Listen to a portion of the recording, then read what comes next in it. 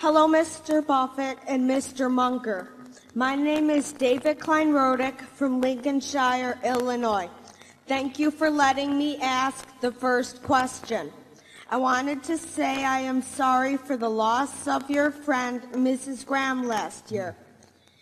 My question is, you have said that your favorite time to own a stock is forever, yet you sold McDonald's and Disney after not owning them for long.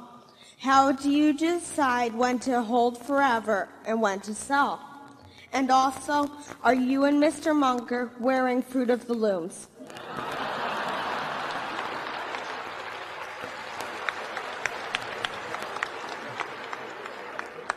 Charlie?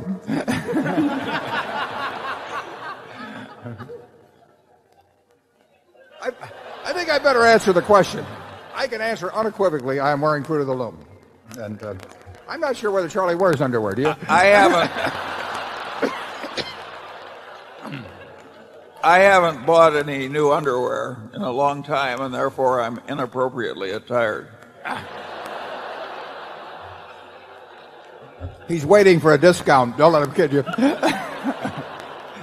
Well, the answer, it's a very good question about selling. I mean, it's not our natural inclination to sell. And on the other hand, and we have held the Washington Post stock since 1973. I've never sold a share of Berkshire, having bought the first shares in 1962. And we've held Coke stock since 1988. We've held Gillette stock since 1989. Held American Express stock since 1991. We had actually previously been an American Express in the 60s in Disney. So there are companies we're familiar with. We generally sell. We would sell if we needed money for something else, but that has not been the problem in the last 10 or 15 years. 40 years ago, my sales were all because I found something that I liked even better. I hated to sell what I sold, but I also didn't want to borrow money. So I would reluctantly sell something that I thought was terribly cheap to buy something that was even cheaper. Those were the times when I had more ideas than money. Now I've got more money than ideas, and that's a different equation. So now we sell really when we think that when we're reevaluating the economic characteristics of the business. In other words, if you take don't want to name names, but take a stock we've sold of some sort. We probably had one view of the long-term competitive advantage of the company at the time we bought it, and we may have modified that. That doesn't mean we think that the company is going into some disastrous period or anything remotely like that. We think McDonald's has a fine future. We think Disney has a fine future, and there are others. But we probably don't think that their competitive advantage is as strong as we might have thought, as we thought it was when we initially made the decision. That may mean that we were wrong when we made the decision originally.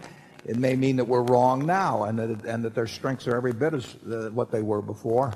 But for one reason or another, we think that the strengths may have been eroded to some degree. A classic case on that would be the newspaper industry generally, for example. I mean, in 1970, if Charlie and I were looking at the newspaper business, we felt it was about as impregnable a franchise as could be found. We still think it's quite a business, but we do not think the franchise in 2002 is the same as it was in 1970. We do not think the franchise of a network television station in 2002 is the same as it was in 1965. And those beliefs change quite gradually, and who knows whether they're precise, whether they're right even, but that is the reason in general that we sell now. If we got into some terribly cheap market, we might sell some things that we thought were cheap to buy something even cheaper after we'd bought lots and lots of equities. But that's not the occasion right now. Charlie? Nothing to add. He's been practicing for weeks.